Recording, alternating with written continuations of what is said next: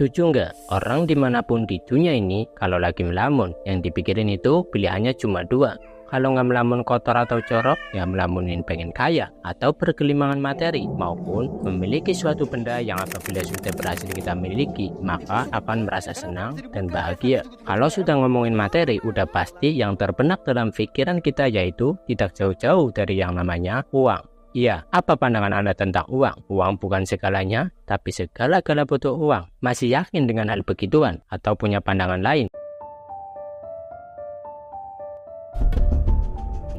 Sekarang coba kalian bayangkan seandainya kalian diberi uang 1 miliar tapi uang itu nggak bisa dibelanjakan atau nggak bisa digunain untuk berbagai macam transaksi apapun. Apakah dengan memegang uang 1 miliar tadi dapat membuatmu merasa bahagia? Jawabannya pasti enggak, karena ya sia-sia aja gitu, punya uang banyak tapi nggak bisa digunain. Lain halnya jika kalian diberi uang hanya 10 juta aja secara cuma-cuma, tapi uang itu bebas kalian gunakan untuk beli apapun yang kalian suka. Pasti jawaban kalian, ya tentu uang tersebut bisa membuat kalian bahagia. Pertanyaannya, kenapa hal itu bisa terjadi?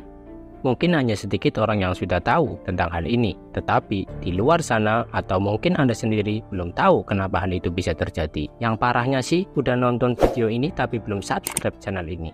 Oke, kita lanjut. Banyak orang yang gak sadar bahwa ternyata ada sisi lain yang unik di balik uang. Tentu, baik dan buruknya uang itu juga tergantung pada mindset kita masing-masing. Di kehidupan nyata, seringkali kita melihat ada orang yang mengejar uang demi kebahagiaan, tapi ujung-ujungnya malah diperalat, bahkan diperbudak oleh uang. Sementara di sisi lain, ada orang-orang yang kerjanya santai, duduk-duduk, ngopi, ngobrol, tapi justru penghasilan uangnya jauh lebih banyak. Kenapa bisa begitu?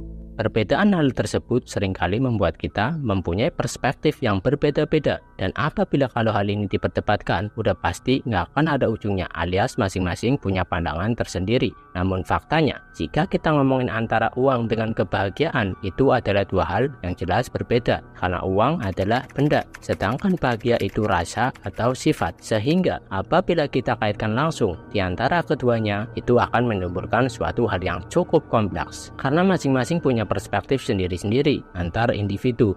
Dengan hal tersebut, maka pentingnya bagi kita untuk belajar menemukan cara yang efektif dan bisa menyelaraskan keduanya. Kita sepakat semakin banyak uang yang kita punya memang memberikan lebih banyak kebebasan dalam berekspresi. Kita beri perumpamaan. Orang yang memilih makan pecak tempe, tapi di sisi lain mampu membeli pecel lele, itu berbeda dengan orang yang makan pecak tempe karena memang itu yang ada, atau boleh dibilang terpaksa. Begitu juga ketika kita di fase kondisi finansial tertentu. Kita akan lebih bebas memilih apapun yang kita mau, kemudian kita beli. Akan tetapi sebagian dari kita mungkin banyak yang bertanya, apa sih sebenarnya yang membuat kita tuh terdorong untuk membelanjakan uang tersebut? Jawabannya, ya persepsi kita. Persepsi kita dalam melihat manfaat dan nilai suatu barang, atau dalam bahasa lain dinamakan perceived value. Misalnya saja, kita membeli makanan di suatu resto, maka apa yang membuat kita kemungkinan balik lagi untuk membeli lagi makanan di resto tersebut? Atau karena tempatnya, servis pelayanannya, atau karena harganya yang terjangkau? Nah, itulah yang dinamakan perceived value. Atau dengan kata lain, yaitu faktor yang mendorong kita untuk memperoleh suatu kemanfaatan atau keuntungan yang diinginkan. Dengan memahami perceived value ini, mungkin akan membuat kita lebih paham makna dari arti sebuah kecukupan. Contoh saja kalau kita lagi bad mood atau stres, maka perceived value kita yang kita cari adalah ketenangan, kesenangan, kebahagiaan, dan kita pasti akan gunakan uang kita untuk cari suatu faktor yang memberi efek rasa kesenangan atau kebahagiaan itu. Dengan demikian, uang yang kita punya itu memang tidak bisa membeli kebahagiaan itu secara langsung. Tetapi dengan uang yang jumlahnya banyak, maka kita akan bebas dalam mempergunakannya. Dan disitulah bisa bebas melakukan hal atau membeli barang apapun yang bisa menunjang atau mendorong kita untuk merasa lebih bahagia dan tenang.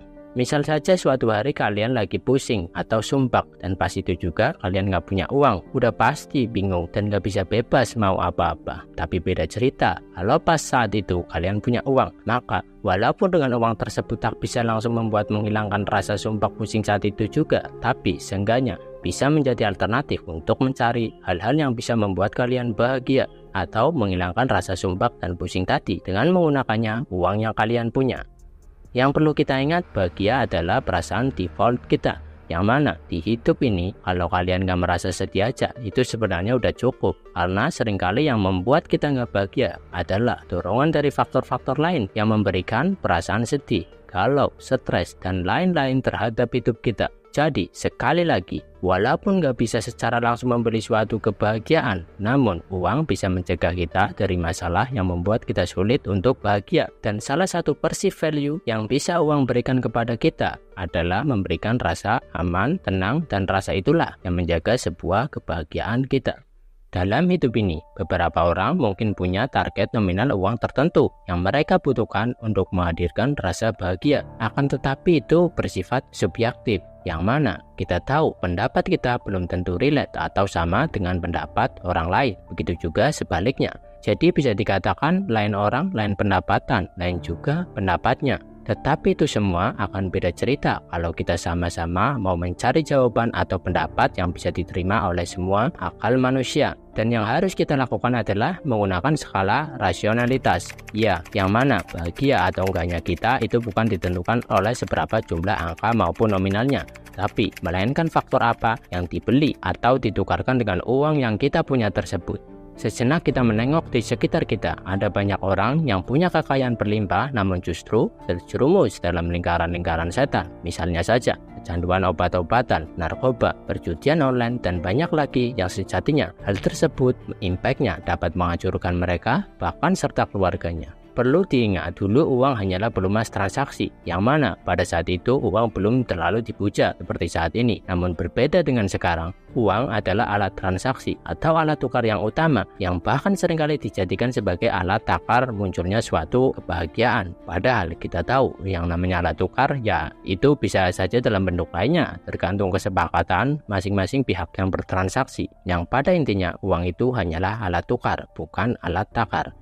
Kamu bisa saja menukarkan uangmu untuk memperoleh kebahagiaan, tapi seberapa banyak jumlah uangmu bukanlah takaran kebahagiaanmu. Dan semua balik lagi pada apa yang kita tukar dengan uang tersebut. Makanya tujuan yang benar atau tepatnya lebih rasional adalah bukan mengejar uang, tapi mengejar kebebasan. Kalau kita hanya mengejar uang, itu kita nggak punya tujuan jelas. Tapi kalau kita mengejar kebebasan, maka kita akan dapat mengerti dan memahami perceived value dari uang. Dan untuk itu, gunakanlah uangmu dengan bijak. Tentu kita sepakat kalau setiap individu mempunyai minat maupun keinginan masing-masing, entah itu di bidang otomotif, elektronik, perhiasan, kulineran, atau mungkin bertualang atau experience seeker, pemburu pengalaman. Nah, kalau kita turutin semua kemauan kita, itu pasti nggak akan ada habisnya dan nggak ada puasnya. Ya nggak salah sih kalau memang diantara dari kita ada yang memilih untuk memenuhi dan menuruti semua nafsunya. Cuma kita berpikir sejenak bahwa kalau kita menginginkan penggunaan uang yang lebih efektif dan efisien, maka kita harus menemukan keselarasan antara sumber daya yang kita punya dengan kepuasan yang kita butuhkan.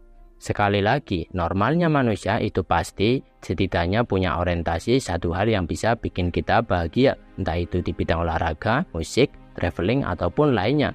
Nah, disinilah peran kita untuk memilah apa saja sih barang atau keperluan pembelian sesuatu yang bisa membuat kita merasa bahagia dan memang sangat dibutuhkan, tentunya sesuai dengan kapasitas kemampuan finansial yang kita punya. Dan perlu diingat, kalau bisa jangan pernah beli sesuatu apapun dengan cara kredit atau pay later, karena hal tersebut secara tidak sadar kita sudah membeli barang sesuatu yang mana barang tersebut sebenarnya di luar kemampuan kita.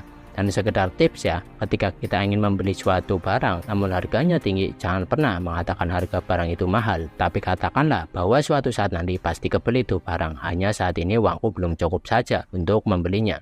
Untuk itu utamakan fungsi dulu bukan gengsi. Jadi balik lagi sebenarnya, yang membuat bahagia itu sebenarnya bukanlah uang, tapi melainkan apa yang sudah kita tukar dengan uang kita tersebut. Dan banyak dari kita yang keliru dan berpikir bahwa hanya dengan uang kita bisa membeli kebahagiaan. Padahal ada banyak faktor yang bisa kita tukarkan untuk memperoleh kebahagiaan.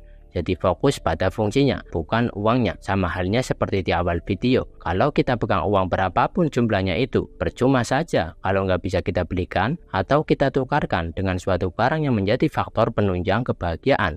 Tapi beda cerita kalau kita punya uang walaupun kecil nominalnya, tapi bisa buat beli apapun yang kita mau dan itu dapat memberikan efek bahagia. Itu justru jadi suatu bukti bahwa kita tahu perceive value dari uang yang kita miliki. Dan yang selalu harus kita ingat, uang bisa membeli apa saja, tapi uang tidak bisa membeli segalanya. Uang bisa membeli makan dan minuman kita, tapi uang tidak bisa membeli nafsu makan minumnya kita. Uang kita bisa membeli atau membayar pelayanan kesehatan terbaik, tapi uang kita tidak bisa membeli kepastian kesehatan kita. Atau bahasa kasarnya, kalau takdirnya meninggal, ya tetap meninggal juga. Seberapapun jumlah uangnya itu nggak bisa menjamin dan membeli kesehatan atau nyawa kita. Walaupun memang uang bisa menjadi sarana alternatif suatu tindakan, tetapi uang tidak bisa memberikan jaminan dan membeli kepastian. Begitu juga rasa bahagia. Meskipun kita nggak bisa 100% bersih atau terlepas dari masalah hidup ini, tetapi masih banyak faktor penunjang lain sebagai sarana menghadirkan rasa kebahagiaan, memberikan rasa kebebasan dalam melakukan apa yang kita suka, salah satunya yaitu dengan uang. Ingat ya, hanya salah satunya, bukan satu-satunya, dan tentunya banyak hal dan faktor lain yang dapat menunjang serta membuat kita merasa bahagia. Dan itu juga bisa kita temukan pada diri kita masing-masing yang sudah pasti jelas berbeda-beda tiap individunya.